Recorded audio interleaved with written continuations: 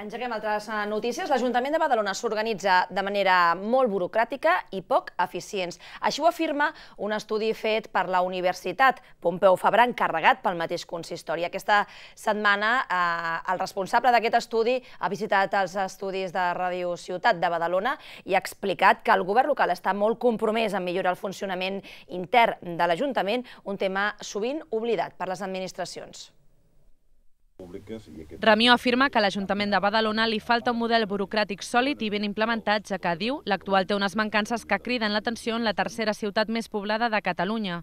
Un aspecte a millorar és el sistema de contractació dels treballadors públics, que hauria de regir-se segons els mèrits dels candidats i no per clientelisme.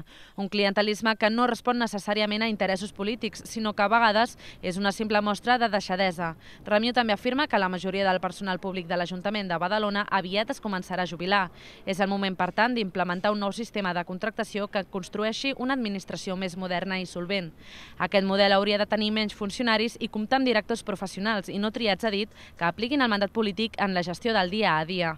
Ramió assegura que, al contrari que en altres consistoris, l'Ajuntament de Badalona ha mostrat un interès real en totes aquestes qüestions. Perquè normalment la classe política sap que això són canvis i transformacions que els carrega el diable, perquè hi ha molts elements de residència, el canvi, de conflicte laboral, etc. I aquí em vaig trobar un equip molt conscienciat amb el que és lògic, que no s'ha de ficar el cavall davant, el carro davant dels cavalls, que per fer bones polítiques públiques i prestar bons serveis públics, la primera fase és millorar les capacitats de la teva organització. Ramió veu bé que s'externalitzin alguns serveis públics, com la gestió dels pàrquings o la neteja, però considera que n'hi ha d'altres, com l'aigua, que són especialment importants per garantir els drets dels ciutadans i que cal que gestionin des dels propis consistoris. En aquest sistema híbrid, però, s'ha d'evitar que els serveis externalitzats suposin més despeses que els públics. Ramió assegura que l'estat espanyol perd cada any 48.000 milions d'euros per aquesta mala gestió. El que permet és donar unes certes garanties. Primeres aturades dels treballadors de l'empresa Giró aquest divendres com a protesta per l'acomiadament d'una companya fa uns dies. Es tracta d'aturades de 4 hores per torn de treball que el comitè d'empresa té previst convocar fins que la direcció de l'empresa readmeti a una treballadora acomiadada, una dona de 56 anys amb més de 41 d'experiència a l'empresa que la mútua va declarar no apta per desenvolupar la seva feina. Els representants sindicats reclamen la seva reincorporació, a més de denunciar que les intencions de l'empresa és portar la producció a una nova planta a Terol. Segons els representants sindicals, les aturades es repetiran cada divendres fins que l'empresa reconsideri la readmissió de la seva companya. Estem parlant d'una empresa que té ganàncies cada any té més. Està fent una altra empresa a Teruel i l'únic que vol, l'únic objectiu que porta amb tot això és abaratar els sous i que nosaltres, segons diuen ells, som molt cars. Estem parlant d'un sou de 1.500 euros al mes. Això per l'empresa és molt car. Llavors està agafant treballadors a Teruel per 800 euros. Lo que pasa es que tenemos unas máquinas adaptadas y se las quieren llevar a Teruel y nos quedaremos sin las máquinas adaptadas para otros compañeros míos que están incapacitados también, que tienen limitaciones, pues también se quedarán sin puestos de trabajo. Me han tirado a la basura sin ninguna explicación. Esta era mi casa, yo me he criado aquí desde los 14 años y para mí es mi fábrica. Yo jamás pensé que me echaran con una triste carta y ya está. El govern local ha decidit treure el servei wifi gratuït d'espais públics que va posar en marxa el Partit Popular durant l'anterior mandat. La xarxa pública cobria espais com la plaça de la Vila, el Parc de Nova Lloreda o la plaça Trafalgar. El govern local aposta per implantar el servei wifi només als espais municipals com ara la Casa de la Vila, el Viver o els centres cívics. La decisió ja ha aixecat les crítiques del grup municipal popular. Els populars demanen ara que es torni a instal·lar el servei que cobria la zona de la plaça de la Vila, la plaça Trafalgar i el Parc de Lloreda. Si no es torna a instal·lar la xarxa wifi, el Partit Popular assegura que presentarà una moció al proper ple del mes d'octubre. A més, asseguren que el wifi gratuït aplegava 15.000 usuaris quan van deixar l'alcaldia i retreuen a l'actual executiu que no n'hagin fet un bon manteniment ni promoció.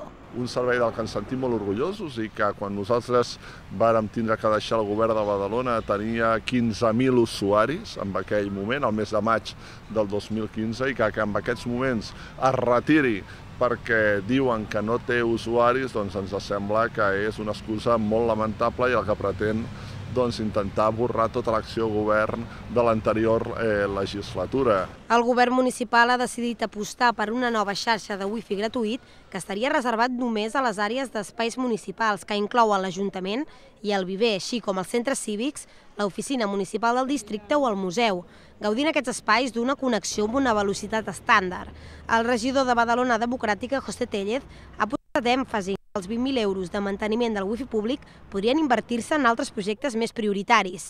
Tellez afegeix que ha estat el mateix estat espanyol, que governa el PP en majoria absoluta, qui prohibeix a les administracions públiques desplegar un wifi amb una velocitat digna per fer una connexió normal. Segons Tellez, un mòbil amb una velocitat de connexió estàndard va 70 vegades més ràpid que el wifi que oferia l'Ajuntament de Badalona. La causa de la baixa velocitat, aclareix el regidor, és que les grans teleoperadores es van queixar perquè creien que les administracions públiques els farien competència deslleial. Tellez diu, a més, que el 50% de les dades consumides corresponien al trànsit de només 5 usuaris, fet que fa pensar en el mal ús del wifi públic. La resta eren majoritàriament connexions fallides, és a dir, intents de connexió que no arribaven a realitzar-se. Entre 800.000 i 1 milió de persones es van manifestar per la República Catalana aquest 11 de setembre. Més de la meitat ho van fer a Barcelona. Per primera vegada, un president de la Generalitat va participar a l'acte reivindicatiu de la Diada. Carles Puigdemont ho va fer a Salt. Alcaldes de diferents municipis de Catalunya es van sumar també a les manifestacions. Ho van fer a Barcelona, a Ada Colau o l'alcaldessa de Badalona, Dolors Sabater. En declaracions als mitjans, Sabater va deixar clara la importància de la ciutat en el procés constituent. Això va ser diumenge a Barcelona, però dissabte Badalona ja va fer un acte previ per homenatjar els badalonins que van ajudar les víctimes del setge de 1714, un acte inèdit que es va celebrar al Passeig Marítim. Un segon, sisplau. El record als badalonins que van ajudar les víctimes del setge de Barcelona del 1714 té forma de placa al Passeig Marítim, una peça commemorativa que vol ser el record també d'aquells que pateixen les guerres i l'exili. Es fa encara més necessari el nostre homenatge a totes aquelles persones refugiades de Síria, del Kurdistan o de qualsevol nació del món, de qualsevol poble, que pateixen la guerra, l'exili i la manca de llibertats encara avui en dia en ple segle XXI. Ha estat un acte emotiu, amanit amb versos de poetes badalonins com Coloma Lleal, Josep Gual i foranis, música i el ball solemne de l'Àliga. Un acte, novetat d'enguany, on l'alcaldessa de Badalona va aprofitar també per tornar a reclamar més llibertats perquè els catalans decideixin el seu futur.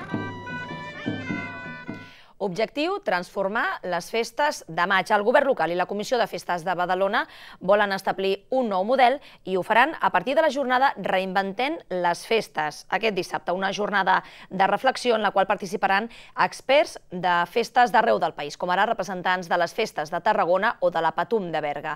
També hi haurà representants d'Igualada i Mataró per parlar de les innovacions en les seves celebracions populars o de Premià de Mar i Granollers, que explicaran els seus models participatius. La Comissió de Festes de Badalona lamenta les mancances de cultura popular, concerts i especialment de participació popular a les festes de maig. Amb aquestes jornades, diuen, volen reflexionar i adquirir eines que puguin millorar aquesta situació. Per la comissió, el més important és aconseguir una major implicació de la població, ja que només un 4% de la ciutadania està associada.